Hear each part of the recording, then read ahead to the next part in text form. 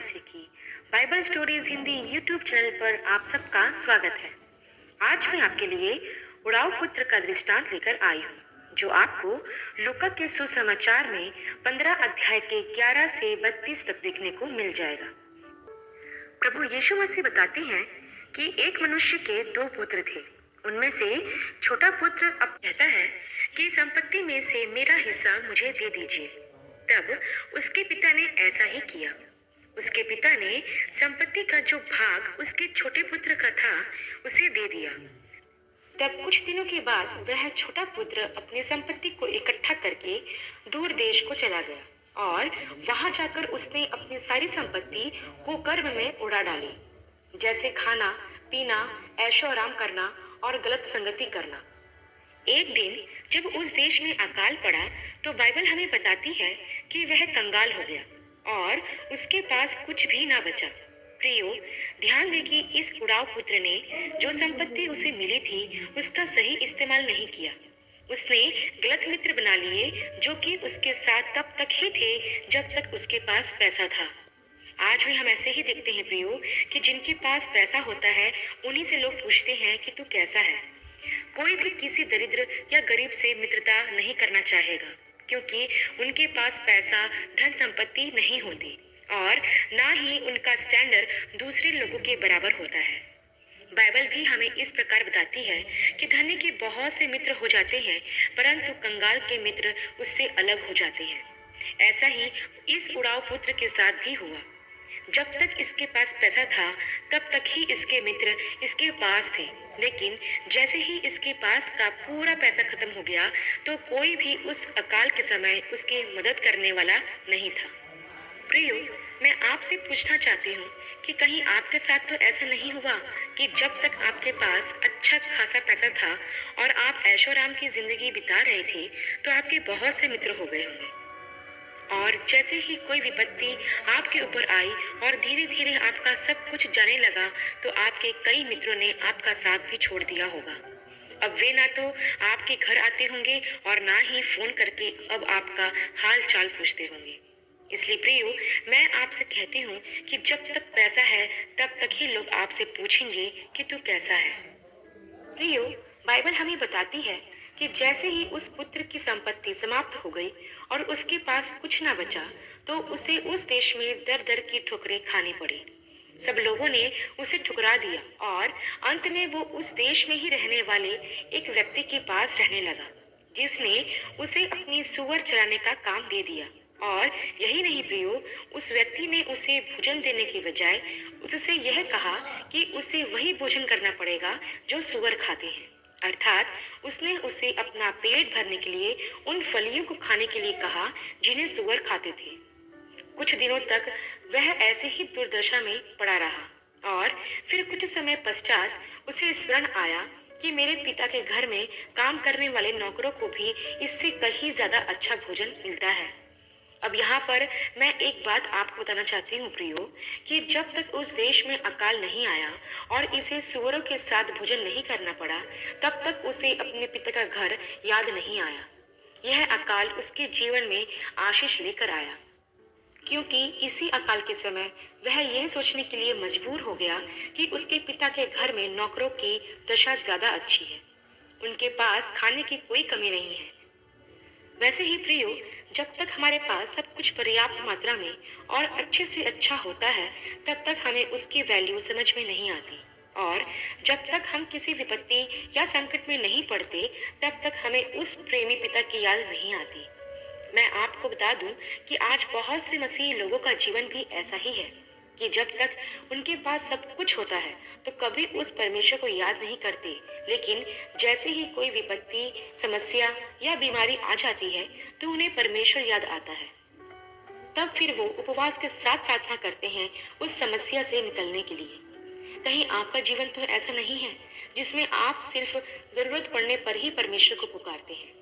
आगे हम देखते हैं प्रियो कि जब उस उड़ाऊ पुत्र को इस बात की सुधि आई कि उसके पिता के घर में नौकरों को भी पेट भर भोजन मिलता है और मैं यहाँ भूखा मर रहा हूँ, तो उसने अपने मन में यह विचार किया कि मैं अपने पिता के घर वापस चला जाऊंगा तथा अपने पिता से क्षमा मांगूंगा और कहूंगा कि मैंने स्वर्ग के विरोध में और आपके विरोध में पाप किया है, इसलिए आप मुझे क्षमा कर दें। और कहूंगा, मैं अब तेरा पुत्र कहलाने के योग्य नहीं रहा, इसलिए मुझे अपने मजदूरों की तरह ही रख ले, क्योंकि वह जानता था कि उसका पिता प्रेमी और दयालु है और वह उसे माफ जरूर करेगा। इसके बाद हम देखते हैं प्रियो कि वह उड़ाव पुत्र इन सब बातों को सोचने के बाद उठकर अपने पिता के घर चल पड़ा। प्रियो, उड़ाव पुत्र जानता था कि उसका पिता उससे प्रेम रखता है, इसी वजह से उसने घर लौटने का फैसला किया। प्रियो, यही विश्वास है जो उस उड़ाव पुत्र के जीवन में हम देखते हैं कि उसने अपना जीवन बर्बाद करने और अपना सब कुछ खो देने के बाद भी यह विश्वास रखा कि उसका पिता उससे प्रेम करता है। हो सकता है प्रियो, शायद आपने भी गलत संगतियों में, पाप में अपना जीवन बर्बाद कर लिया हो। तो ऐसा कभी ना सोचें कि प्रभु आपसे प्रेम नहीं करेगा या आप कैसे प्रभु के पास वापस जाएं। याद रखें प्रियो कि परमेश्वर इस दुनिया में सबसे ज्यादा प्यार आपसे करते हैं, इसलिए उसने आपको बचाने के लिए अपना इकलौता बेटा बलिदान होने के लिए दे दिया। इसलिए परमेश्वर के प्रेम पर कभी भी संदेह ना करें। आगे हम देखते हैं प्रियो कि जब वह उड़ाव पुत्र अपने घर के पास आया तो उसके पिता ने दूर ही से अपने बेटे को पहचान लिया और दौड़कर उसके पास गया और उसे गले लगाया और उसे बहुत चूमा। प्रियो, ध्यान दे कि उड़ाव पुत्र के घर छोड़कर जाने के बाद उसका पिता प्रतिदिन उसका इंतजार करता है और अपने घर के दरवाजे पर बैठकर हर दिन यही सोचता है कि शायद आज मेरा बेटा वापस आ जाएगा।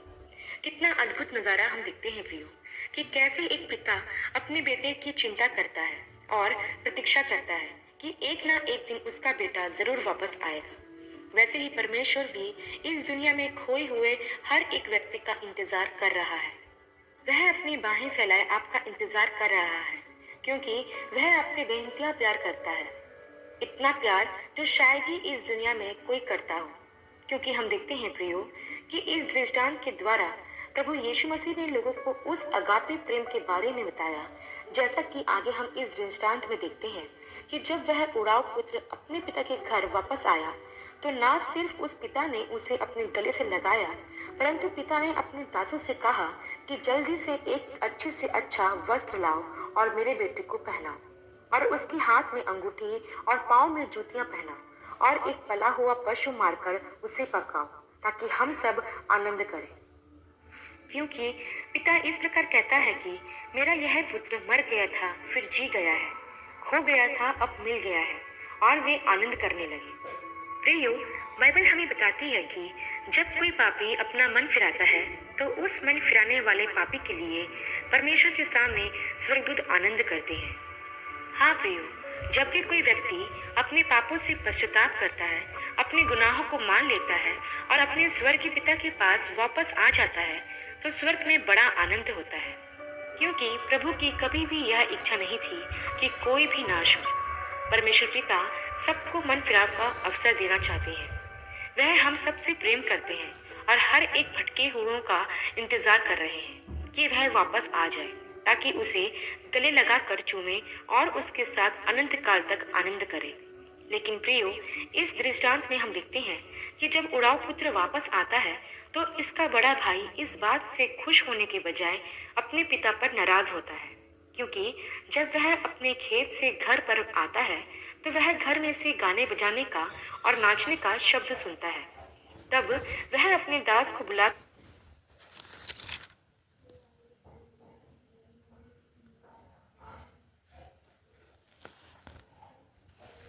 कर पूछता है कि यह क्या हो रहा है। तब वह दास बड़े बेटे से कहता है कि तेरा भाई आ गया है और तेरे पिता ने उसके लिए एक पला हुआ पशु भी मरवाया है।